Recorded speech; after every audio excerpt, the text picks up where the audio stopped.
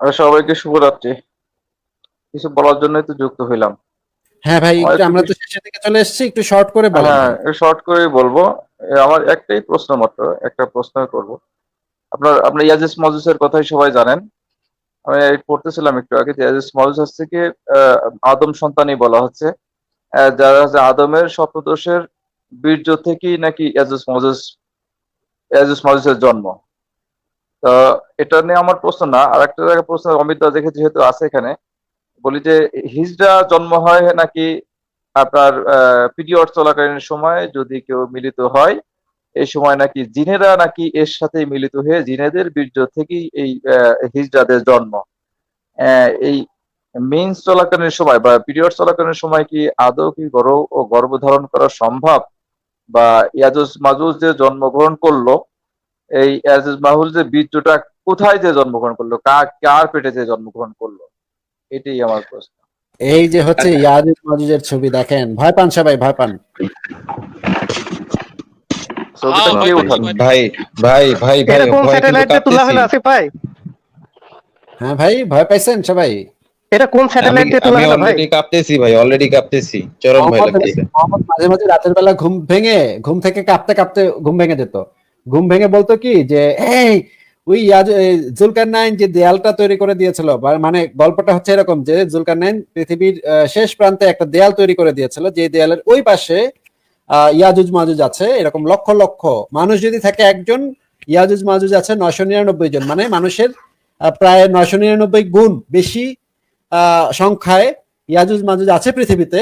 আপনারা কিন্তু মানে গুগল আর্থ দিয়ে কিছু দেখবেন না, খবরদার, ওইটাতে কিন্তু দেখা যাবে না, ঠিক আছে? কিন্তু সত্য হচ্ছে ইয়াজুজ মাজুজ বলে এক ধরনের প্রাণী পৃথিবীতে আছে, যারা হচ্ছে দেয়ালের ওই পাশে আছে, যে দেয়ালটা বিরাট একটা দেয়াল জুলকারনাইন তৈরি করে দিয়েছিলেন, যেটার ওই পাশে ইয়াজুজ মাজুজ বসবাস করে। এবং তারা ওই যে যেই দিন মোহাম্মদের স্বপ্নটা ভেঙে গিয়েছিল, সেই দিন আঙ্গুলের এতটুকু একটা ফাঁক তারা ওই দেয়ালটাতে করে ফেলেছিল।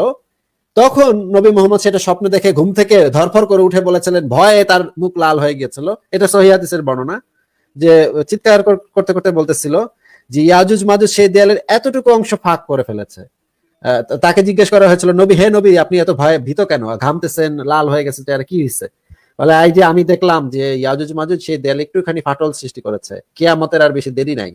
তো এখন পর্যন্ত আমরা সেই কিয়ামত দেখতে পাইনি, কিন্তু আমি নিশ্চিত যে পৃথিবীর কোথাও না কোথাও এটা আছে।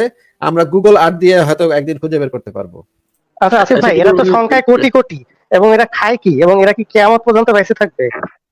মানুষ যদি 800 কোটি থাকে, তাহলে সেটাকে 999 দিয়ে গুণ দেন, বুঝেন, তাইলেই বুঝবেন। 999 কোটি। আচ্ছা, না, এই নিয়ে আমার আজকে একটা ভিডিও আছে আসিফ ভাই, হ্যাঁ, এটা নিয়ে একটা ইসলামিক স্কলারের একটা ভিডিও আছে, ওটা একটু আপনার সাথে একটু আলোচনা করতাম। অন্য সময় কথা বলে তারপরে আমি বলতেছি। আচ্ছা তাহলে আমি আনসারটা আমি একটুখানি আসিফ ভাই দিয়ে নিই, যে কোয়েশ্চেনটা আচ্ছা ভাই, ওই বললেন যে উনি।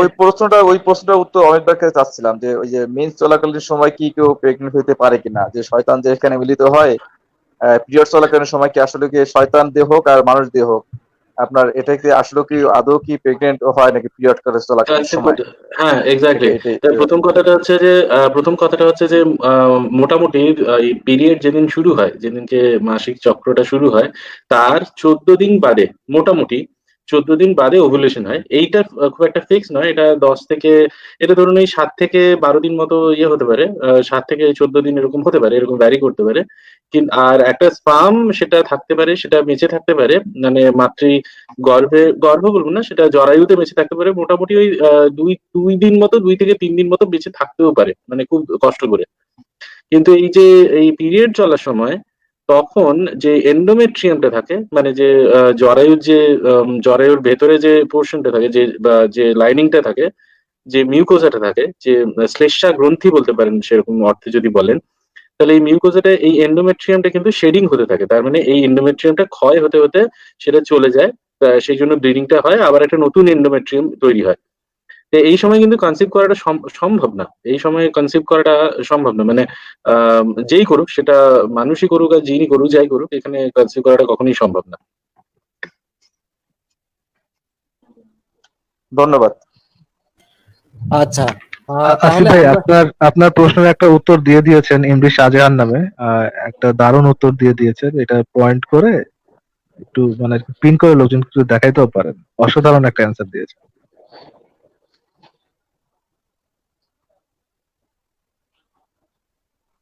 এটা হচ্ছে এটার অ্যান্সার, এটা ভাই দেখাচ্ছে এটা। জি জি ভাই, এটার কথাই বলছিলাম।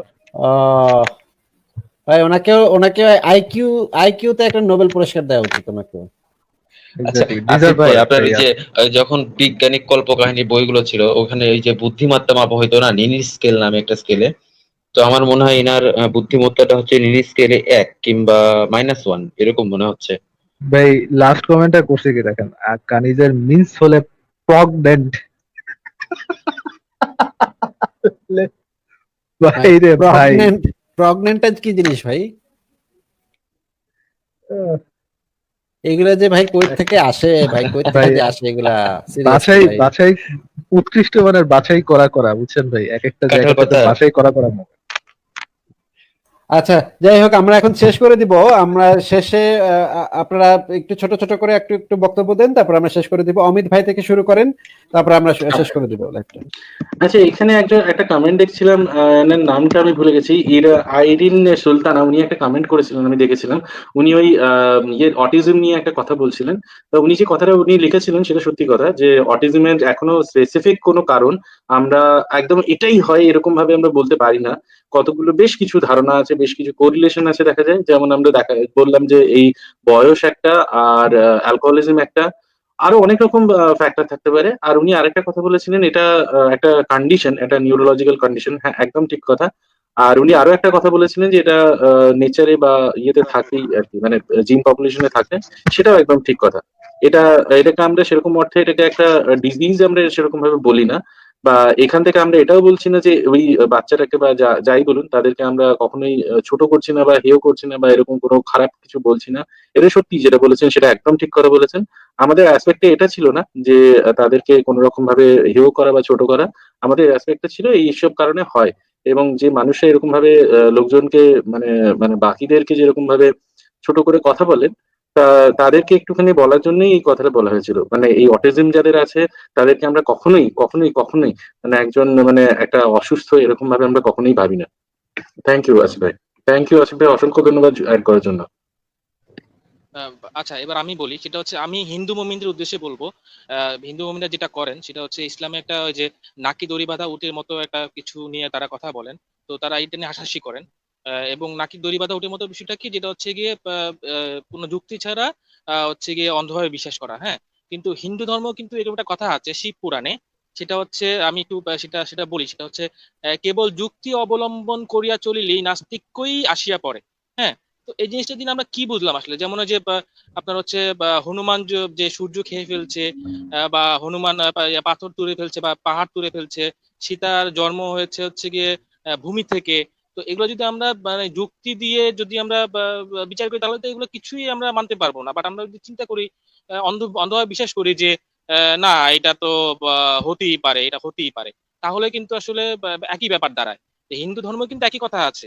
তো আপনারা যদি মনে করেন যে যদি হিন্দু ভূমিরা মনে করেন যে শুধুমাত্র ইসলাম ধর্মে এই ধরনের কথা আছে, তা না, হিন্দু ধর্মে এই ধরনের কথা আছে। That's it. এটাকে অনেক বলা যেতে পারে ধন্যবাদ নাকে নাকে দেলোয়ার ভাই। দড়ি বাঁধা গরু। দেলোয়ার ভাই, আমি একদম আসলে একদম একদম। শেষ করতে নাকি দড়ি চাচ্ছি। বাঁধা উট। অমিত ভাই, দেবু ভাই, আপনাদের দুজনকে অনেক ধন্যবাদ। আপনাদেরকে দুজনকে তাহলে বিদায় জানাই এখন। অমিত ভাই, দেবু ভাই। ধন্যবাদ আচ্ছা, ধন্যবাদ ধন্যবাদ আসিফ ভাই। আমি দুজন করে বিদায় জানাচ্ছি। এখন আমাদের সাথে সময় ভাই এবং মুলহিদ ভাই, আপনারা দুজন একটু বলেন, তারপর আমি আপনাদেরকেও বিদায় জানাবো। আচ্ছা ভাই, বলার তেমন কিছু নাই। সেটা হচ্ছে যে সেটা প্রথমেই অমিতদা বলে দিয়েছে যে আজকে আমরা যে অটিজম নিয়ে কথাগুলো বলেছি সেটাকে কাউকে ছোট করার জন্য নয়। তার যে সিম্পটম গুলো আছে এই জন্য আমরা কথাগুলো বলেছি, যে তার জন্য যে অটিস্টিক বাচ্চাটা হয়েছে তার জন্য আসলে এরশাদ রাহানি দায়ী। আমরা জাস্ট এটুকুই বলেছি এবং কোনো ব্যক্তিগত আক্রমণ নয়। তো অনেক ধন্যবাদ আসিফ ভাই আমাকে যুক্ত করার জন্য। আপনারা সবাই ভালো থাকবেন, শুভরাত্রি। শুভরাত্রি ভাই। সময় ভাই বলেন। আসলে আমি সরি ফিল করি এরশাদ রায়হানের ছেলের জন্য। আহ এটাতে ওর কোনো দোষ নেই। তারপরে এরকম একটা অমানবিক লোক, আম, আমি আসলে সরি ফিল করতেছি যে আমি যদি কোনো খারাপ কিছু বলে থাকি ওনার ছেলে সম্পর্কে, আমি এর জন্য রিয়েলি সরি। কিন্তু এরশাদ রায়হান উনি আসলে এতটা ভালো মন মানসিকতার মানুষ না। সে প্রচুর মিথ্যা কথা বলে, আর তার অ্যারোগেন্ট টাইপ লোক। তো যাই হোক, আপনারা সবাই ভালো থাকবেন। পরে হয়তো অন্য কোনো সময় কথা হবে।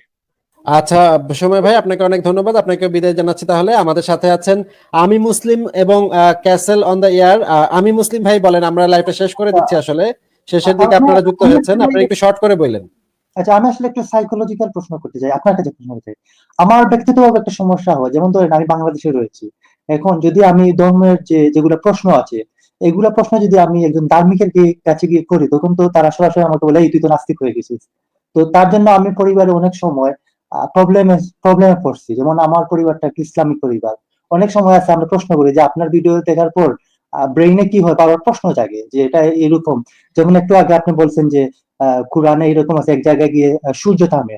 এখনকার সময় যদি আমরা এটা শুনি তা হাস্যকর মনে হয়, কি বলে বা একটা জায়গায় এই প্রশ্নটা যদি কোনো কারণে আমার হঠাৎ করে চলে আসে, যদি একজন মুসলিম মানে আমার ফ্যামিলিতে কাউকে যদি প্রশ্ন করি, তখন তো আমি খুব আহ মানে আপনি তো জানেন সমস্যাতে পড়তে হয়। এখন আমার সমস্যাটা হচ্ছে কি, আমি চাই না এগুলো নিয়ে চিন্তাই করতে, কিন্তু শুধু বারবার ওই চিন্তাগুলো আসে। এটা সমাধান কি, আপনি কি মনে করেন? কারণ আপনি তো জানেন আমরা কোন থাকি। ভাই আপনি যদি না চান যে আপনি চিন্তা করবেন না, আপনি মানে অন্ধবিশ্বাস করবেন। না না না, অন্ধবিশ্বাস না, মানে বলতে চাচ্ছি যে মনে মনে ঠিক আছে রয়েছে, কিন্তু ওইগুলাতে প্রশ্ন চলে আসে। যেমন কাপুরুষের মতো মানে চুপ করে থাকা যায় না, যখন আমরা কথা বলি তখন কিন্তু আপনি তো জানেন বাংলাদেশের অবস্থা, এটাই বলতে চাচ্ছি। হ্যাঁ, বুঝতে পেরেছি ভাই, আমারও তো এই প্রশ্ন আসতো এবং আমি তো নিজেকে থামিয়ে রাখতে পারি নাই। আমিও মনে করতাম যে এগুলো সব শয়তানের আশপাশা। আমি যখন ছোট ছিলাম, ক্লাস 6-7 পড়তাম, আমার কাছে মনে হইতো যে এগুলা শয়তান আমাকে আশপাশা দিচ্ছে, এটার কারণে আমি সব প্রশ্ন আসতেছে। আমার আমার আসলে বেশি বেশি নামাজ পড়া দরকার, বেশি বেশি কোরআন পড়া দরকার, তাহলে এগুলো আসবে না। কিন্তু পরে দেখলাম যে পরে আমি নিজেই বুঝতে পারলাম যে এগুলা আসলে প্রশ্ন যার আসার তার আসবেই, সেটাকে প্রশ্নকে থামায় রাখা যায় না। পৃথিবীর কোনো আল্লাহ ভগবান সবাই মিললেও আমার প্রশ্নকে আটকায় রাখতে পারবে না। তো এটা তো ভাই আমি বুঝতে পেরেছি। যাই হোক, আমি মুসলিম ভাই আপনাকে অনেক ধন্যবাদ, আমরা এখন শেষ করে দিব, এই কারণে আপনাকে আর বেশিক্ষণ কথা বলতে দিচ্ছি না। আরেকদিন যুক্ত হন, আরেকদিন কথা বলবো। ঠিক আছে, আমি মুসলিম ভাই আপনাকে বিদায় জানাচ্ছি।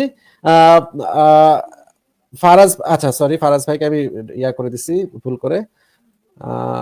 আচ্ছা, আমাদের সাথে আছেন দেউলিয়া ভাই এবং সঠিক পথ ভাই, আপনারা দুজন এখন একটু বলেন। কে বলবে, আমি বলবো? হ্যাঁ হ্যাঁ ভাই বলেন, একটু শর্ট করে বললেন আর কি। আচ্ছা হ্যাঁ, আমি শর্ট করে ভিডিওটা আজকে দেখাতে পারবো না ভাই, আজকে আর সময় আচ্ছা নেই। ঠিক আছে, তাহলে এরপরের দিন করবো। তো আসিফ ভাই, আমি হচ্ছে 1 মিনিটেই করবো। সেটা হচ্ছে যে আমি কোরআন থেকে পরবর্তীতে প্রমাণ দেখাবো যে আল্লাহ হচ্ছে ভুল করে, এবং হচ্ছে আল্লাহর কাছে কিছু কাজ কঠিন এবং কিছু কাজ সহজ। এই দুইটা বিষয় আমি পরবর্তীতে কোরআন থেকে প্রমাণ দেখাবো। আর হচ্ছে ভিডিওটা তাহলে আসিফ ভাই হচ্ছে তাহলে ভাই পরবর্তীতে কি আপনি হবে। একটা শর্ট, আপনি একটা শর্ট ভিডিও বানান না কেন, এগুলো নিয়ে প্রত্যেকটা আমি পয়েন্ট তো নিয়ে নিয়ে এই ভিডিও গুলো আমি তো আসিফ ভাই আসলে সামনে হচ্ছে আমার একটা ল্যাপটপ কেনার ইচ্ছা, তখন আমি এগুলো বানাইতে পারবো। ভাই হ্যাঁ আপনি যদি ভয়েসটা অন্তত দিতে পারতেন, তাহলে আমরা ভিডিওটা এডিট করে তৈরি করে ফেলতে পারতাম, ভয়েসটাও যদি দিতে পারতেন। আমি হ্যাঁ, যে কয়টা ভিডিও বানাই সেই ভিডিওগুলো কিন্তু সব সেল ফোনেই, তো ও খুব কিভাবে বেশি এটা? একটা দরকার। এবং এবং দেউলিয়া ভাই আরো বলে দিই যে আপনি আপনি যদি ভয়েস দিতে নাও চান, তাহলে আপনি আপনার আইডিয়াটা একটা কাগজে লিখে একজনকে দিতে হুম পারেন, হুম। এই যে ফারাজ ভাইকে দিতে পারেন বা মাতুব্বর ভাইকে পাঠাতে পারেন, সেখান থেকে কিন্তু আমরা একটা ভিডিও বানাতে পারি। হ্যাঁ আচ্ছা ঠিক আছে আসিফ ভাই, আপনি আমি আমার পেজে যোগাযোগ করেন। আচ্ছা ঠিক আছে, আমি আমি তাহলে আসিফ ভাই এটা শেষ করি। সেটা হচ্ছে যে তাহলে আমাদের কাছে কিন্তু এই জবাবগুলো দেখবেন যে বড় বড় স্কলাররা এখন দেওয়া শুরু করছে। আমি আমাদের আহলে হাদিসের বড় বড় স্কলাররা কিছু কিছু জবাব দিয়েছে, আমি সেই ভিডিও গুলো নিয়ে পরবর্তীতে আপনাদের সাথে আলোচনা করব। তো আমি মুমিনদের কাছে বলতে চাই যে তারা তো তেমন একটা কিছু বলে না, তা বলে আবোল তাবোল। আমি মুমিনদের উদ্দেশ্যে লাস্ট একটা কথা বলে রেখে দিতে চাই, সেটা হচ্ছে তোমরা তোমাদের বড় বড় যারা স্কলার আছে তাদেরকে আমাদের এই এই প্রোগ্রামে হচ্ছে নিয়ে আসো, নাহলে আমরা মনে করব, এবং তাছাড়া তোমরাও তাদের বড় বড় স্কলারকে বলবো যে নাহলে মনে করবো যে ইসলাম খুবই একটা দুর্বল, ভীত, তাসের ঘরের মতো সহজেই ধসে পড়ে, বালির বাঁধের মতো সহজেই উড়ে যায়, খুবই দুর্বল এবং দেউলিয়া একটা খুবই ধর্ম, এই টাইপের ধর্ম এরকম মনে করবো। যদি তোমরা পারো বড় বড় স্কলারদের নিয়ে আসো। আর আসিফ ভাই, আমাদের উচিত বড় বড় স্কলারদের সাথে কথা বলা। এদের সাথে কথা বলা আমার শুনতে ইচ্ছা করে না, পোষায়ও না। অনেক ধন্যবাদ দেউলিয়া ভাই, আমরা নিশ্চয়ই করব। এখন দেউলিয়া ভাই আপনাকে বিদায় জানাচ্ছি, তাহলে ভালো থাকবেন। আচ্ছা ঠিক আছে আসিফ ভাই, পরে আবার কথা হবে, ধন্যবাদ। হ্যাঁ ঠিক আছে। তাহলে দেউলিয়া ভাইকে বিদায় জানালাম। সঠিক পথ ভাই, আপনি শেষ বক্তব্যটা একটু শর্ট করে বলেন। শেষ পরিশেষে বলতে চাই, জন্ম হোক যথাযথ, কর্ম হোক ভালো। যে যে ধর্মই থাকুক না কেন, সবাই যদি তার উগ্রতা পরিহার করে ধর্ম চর্চা করুক, তাতে আমার বা আমার ব্যক্তিগতভাবে কোনো আপত্তি নাই। কিন্তু ধর্মের নামে উস্কানি বা ধর্মের নামে কোন রকম সহিংসতা, এটা আমরা কখনোই মেনে নেব না। আমরা এর প্রতিবাদ করব এবং এর সমালোচনা করব। এবং ধর্মের যত নেতিবাচক দিকগুলো আছে সেগুলো আমরা তুলে ধরবো, এটাই আমাদের কর্ম। ধন্যবাদ আসিফ ভাই। অনেক ধন্যবাদ সঠিক পথ ভাই, আপনাকে বিদায় জানাচ্ছি, ভালো থাকবেন আপনি। লাস্টে আছেন আমাদের ক্যাসেল অন দ্য এয়ার ভাই, আপনি একদম লাস্টে এসেছেন ভাই, আমরা আজকে বেশি সময় দিতে পারবো না, আপনি একটু শর্ট করে বলেন আপনার বক্তব্যটা। ক্যাসেল অন দ্য এয়ার ভাই, আপনি আনমিউট করে আপনার বক্তব্যটা বলেন। হ্যাঁ আসিফ ভাই, থ্যাংক ইউ ভেরি মাচ। আপনাদের আলোচনা তো শুনতেছিলাম, তো আমি জাস্ট ওই লাস্টের দিকে একটু অ্যাড হলাম ইচ্ছে করেই। ওই গাদিরে খুমের জায়গায় মানে একটা কথা বলতেছিলেন, তো ওই জায়গাটায় আর কি মোহাম্মদ বলতেছিল যে আজকে থেকে আমি যার মাওলা, আলী তার মাওলা, আল্লাহ তার মাওলা, মানে সে জিনিসটাকে একদম ফ্ল্যাগ করে ফেলছিল আর কি, আলীকে অনেক উপরে জায়গা দিছিল। আর আবু বক্কর যেদিন নামাজ পড়ায়, মোহাম্মদ যেদিন অসুস্থ ছিল, সেদিন আয়েশা ইন্ডিকেট করছে যে এই যে মোহাম্মদ একনলেজ করছে মোহাম্মদের পরে আবু বক্করই হবে খলিফা। আচ্ছা, আমি যে জিনিসটা বলতে চাইছিলাম এই ব্যাপারে আপনাদের কি কোনো মানে সাইন্টিফিক ব্যাখ্যা আছে কিনা? মোহাম্মদের ওফাতে, মোহাম্মদ সাল্লামের ওফাতের পরে যখন তাকে ধোয়াইতেছিল, তখন হয়তো আলী কিংবা ওমর কিংবা অন্য কেউ ধোয়াচ্ছিল, কিন্তু তার ইমান দণ্ডটা সোজা হয়েছিল একদম, হাদিসের মধ্যে এরকম ছিল, সেটা এটা একটা কোনোভাবেই হাদিসে নামতে আছে, ছিল না। এটা একটা হাদিসে হ্যাঁ হ্যাঁ, আছে, তো নামতে কিন্তু ছিল এটা না। জি এটা জি, সহি তো হাদিস না। ও পরে আয়সা গিয়ে যেটা মনে করেন আপনার ধোয়াইলো টোয়াইলো আর কি, যাই হোক, ও তাহলে এটা সহি হাদিস না, কিন্তু এটার তো কোনো সাইন্টিফিক ব্যাখ্যা নাই মনে হয় না এটা আসিফ ভাই? সাইন্টিফিক ব্যাখ্যা আছে, অনেক অনেক অমিত ভাই আসলে আবার সম্ভব বলতে পারবেন। নাকি হয় এরকম? হ্যাঁ হ্যাঁ, এটা এরকম সম্ভব। কি সম্ভব? আচ্ছা, হ্যাঁ হ্যাঁ, এটা ঠিক সম্ভব। আছে, তাহলে এটা পরে তাহলে ডিসকাস করবো। আর ওই শিয়াদের মধ্যে একটা জিনিস বলতে 30 চাচ্ছিলাম, শর্টস পর থাকলে তো আরো ভালোভাবে সম্ভব। হ্যাঁ লাস্ট ফুসফুস 30 সেকেন্ড মানে এরকম ফুসফুস হয়, করে বের হলে এরকম হয়। 30 ফুসফুস করে বের হলে এরকমই হয় ভাই। আচ্ছা, রাত্রে এক রাতে 9 বার করলে তো বুঝতেই তো পারতেছেন। আর যাই হোক, এই শিয়াদের মধ্যে যে জিনিসটা, সেটা হচ্ছে এখন পর্যন্ত যারা মুতা বিবাহটা এখন পর্যন্ত পালন করতেছে লন্ডনে, যে শিয়া গ্রুপ, ইসমাইলি শিয়া, জাইদি শিয়া, টুয়েলভার শিয়া, ফাতেমি, দ্রুজ, এগুলো হচ্ছে শিয়াদের মধ্যে গ্রুপ। তো এদের মধ্যে এরা ডাইরেক্ট বলে আবু বক্কর, ওমর, ওসমান এবং আয়েশা জাহান্নাম, মানে এরা সবাই জাহান্নামী। এবং এটা কালেমার মধ্যে ওরা অ্যাড করে, যেমন অন্যান্যরা সাক্ষ্য দেয় যে সবাই মোহাম্মদ হাসান ছাড়া এই যে কিতাব মানতেছি, এই মানতেছি, সেই মানতেছি, ওইখানে তারা এটা কালিমার মধ্যে অ্যাড করে রাখছে যে এই 5 জন হচ্ছে জাহান্নামী, এইবার তোমরা ইসলামে আসো ডাইরেক্ট। তো এজ এ রেজাল্ট এরা সব হচ্ছে আপনার কাফির। এবং আয়েশার জন্মদিনে ওরা কেক কাটে, ওরা আয়েশাকে জাহান্নামী বানায়। আর আয়েশার ব্যাপারে যে জিনিসটা বললো যে উম্মুল মুমিনিন থাকে কিনা, হ্যাঁ থাকে না, অ্যাকর্ডিং টু কোরআন থাকে না। কোরআন কে মানছে? আমার কথা হচ্ছে কোরআন মানছে এরকম কেউ কি আমাকে কেউ দেখাইতে পারবে যে এই লোকটা কোরআন মানছে? কোরআন কি ভাই মানা সম্ভব? ভাই খোদ মোহাম্মদই তো সম্ভব না। মানে নাই।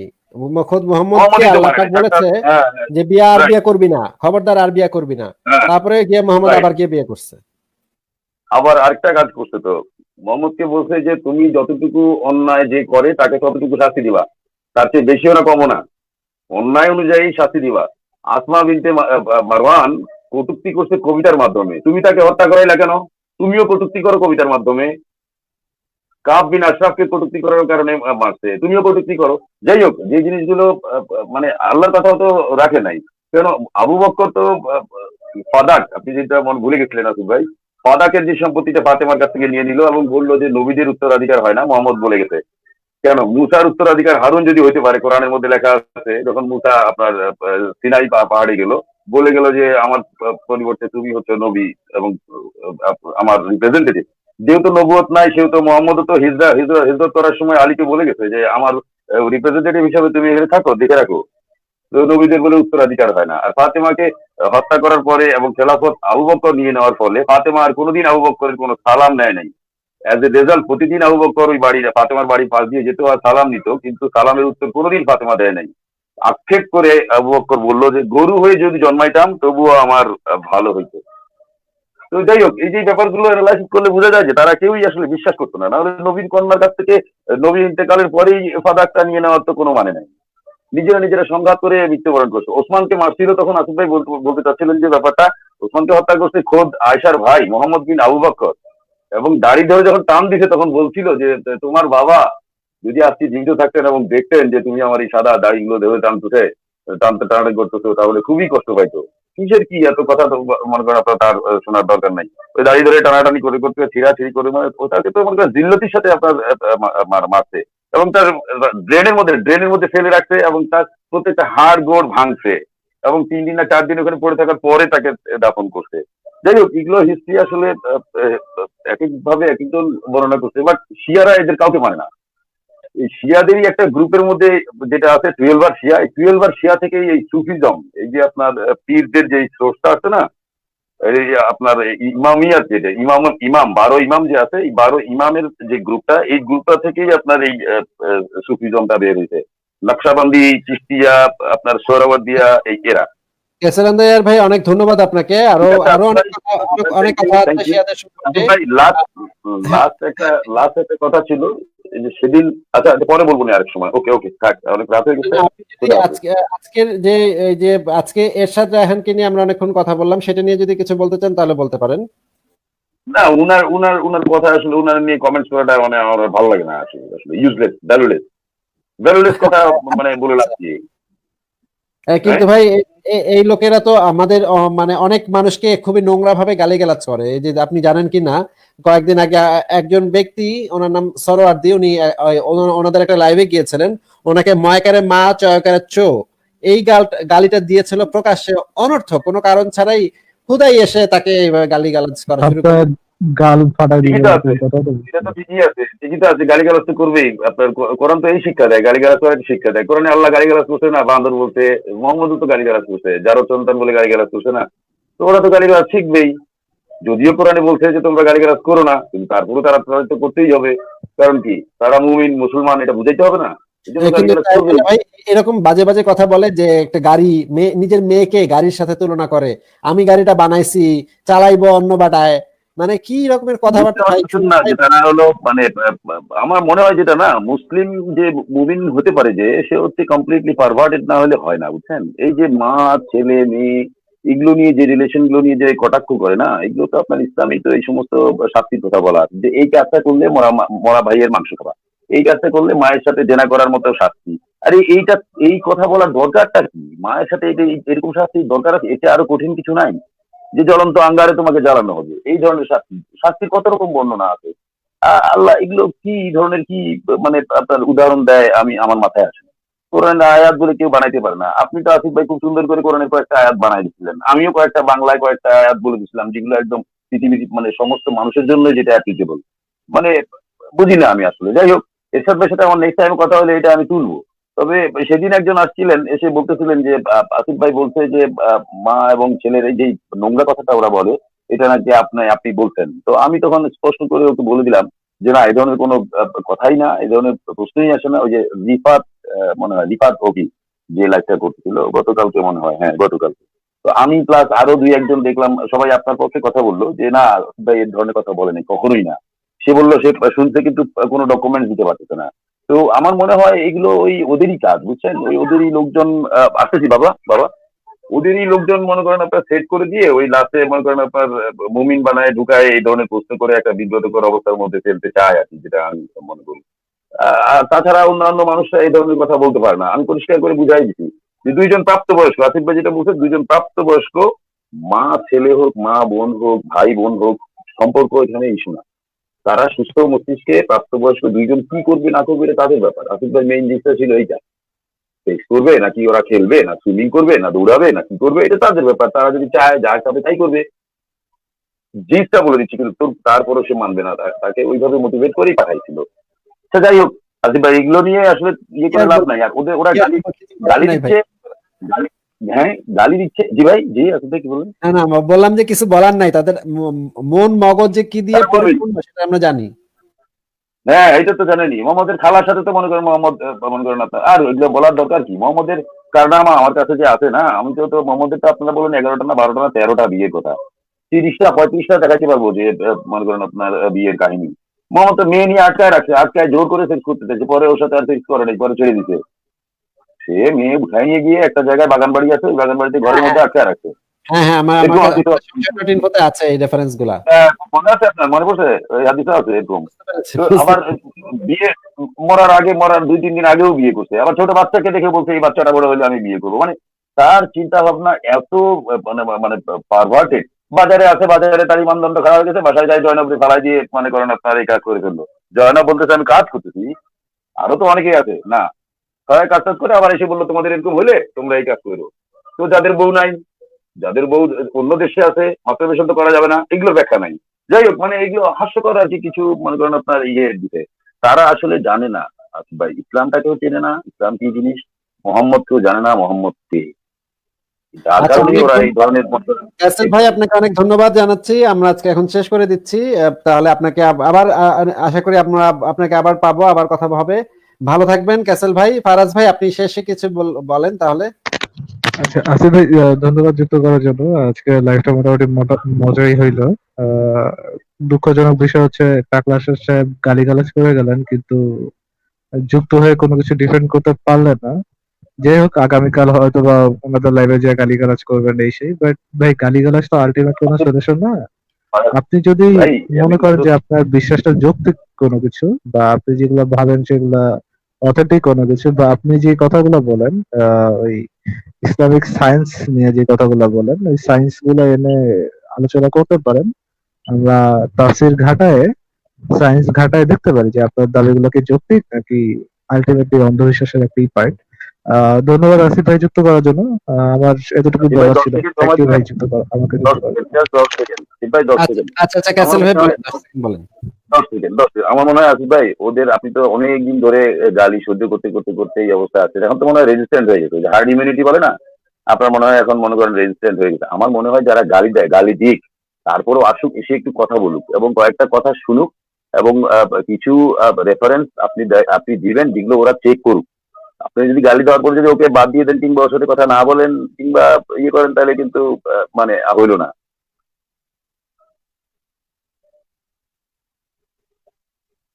অনেক ধন্যবাদ ক্যাসেল ভাই আপনাকে। ভালো থাকবেন আপনি। ফারাজ ভাই আপনাকে অনেক ধন্যবাদ। আমি শেষে স্ক্রিনে যে লেখাটা দেখাচ্ছি সেই লেখাটা একটু দেখে নেন, যারা যারা দেখছেন তারা তারা একটু দেখে নেন। এই লেখাটার ভিতরে অনেক অসংখ্য রেফারেন্স যুক্ত আছে। আপনারা যারা পরবর্তীতে আমার সাথে বিতর্ক করতে চাইবেন বা মানে আলোচনা করতে চাইবেন, তারা একটু এই লেখাটা শুরু থেকে শেষ পর্যন্ত পড়ে আসবেন। পরে না আসলে ভাই আমার মানে একই জিনিস বারবার দেখাতে দেখাতে খুবই বিরক্ত লাগে ভাই। ওই যে সংশয়.com এর ব্যাপারটা একটু দেন না, ওই যে সংশয়.com এ যে ঢোকা যায় না, ওটার অল্টারনেটিভ কি যেন একটা সিস্টেম বলছেন, হ্যাঁ হ্যাঁ, আমি ভুলে সংশয়.com গেছিলাম। আপনারা মোবাইল দিয়ে ভিপিএন ব্যবহার করে ঢুকতে পারবেন বা কম্পিউটার দিয়ে ভিপিএন ব্যবহার করে ঢুকতে পারবেন। এইখানে দেয়া আছে, এই যে দেখেন, আপনারা যদি আপনাদের অ্যান্ড্রয়েড ফোনে যদি 1.1.1.1 এটা ওয়ার্প এটা লিখে সার্চ করেন, তাহলে একটা অ্যাপ পাবেন। সেই অ্যাপটা ইনস্টল করে সেটা অন করে নিলে আপনারা খুব সুন্দরভাবে সংশয়.info তে ঢুকতে পারবেন। আর সেটা এটাতে যদি কাজ না হয় তাহলে যে কোনো একটা ভিপিএন ব্যবহার করে আপনারা সংশয়.info তে ঢুকতে পারবেন। কারণ সরকার বারবার আমাদের ওয়েবসাইটকে ব্যান করে দিচ্ছে। এটা আপনার নিশ্চয়ই অনেক পাঠক আছে এখনো আমাদের, কিন্তু পাঠকের সংখ্যা অনেক কমে গেছে, বাংলাদেশ থেকে অনেক পাঠকের সংখ্যা কমে গেছে, কিন্তু তারপরে অনেক পাঠক এই এখনো কারণেই আছে। কমছে, এই কারণেই কমছে, হ্যাঁ এই হ্যাঁ কারণেই ভাই, কমছে, অনেকে জানে না। হ্যাঁ, আমরা একবার শেয়ার দিলে আমি দেখতাম যে 122-125 জন দেখছে, এই মুহূর্তে দেখছে, কিন্তু এটা ব্যান করে দেওয়ার পরে দেখি যে অনেক কমে গেছে, মানে 3 ভাগের 1 ভাগ কিন্তু হয়ে একটা সিস্টেম আছে, একটা সিস্টেম আছে যে সংশয়.com লিখলে না, আপনি অন্য এটার নামটা যদি চেঞ্জ করে দেন, তাহলে ওই পেজে চলে যাবে অটোমেটিক। কিন্তু এটা করেছি, মনে এটা করেন, করে করাতেও লাভ হয় নাই। সরকার বারবার বারবার ব্যান করছে, সবকিছু ব্যান করে দিচ্ছে। ও ঠিক আছে ভাই, আমি যেটা বলছিলাম যে শেষে যে মানে এই লেখাটা একটু পড়ে আসবেন, লেখাটা পড়ে আসলে তারপরে আমরা আলোচনা করতে পারবো। আর যাদেরকে আজকে যুক্ত করতে পারিনি, ভবিষ্যতে আরেকদিন যুক্ত করতে পারবো, কথা বলতে পারবেন। সবাইকে অনেক ধন্যবাদ, শুভরাত্রি এবং শুভকামনা সবার জন্য।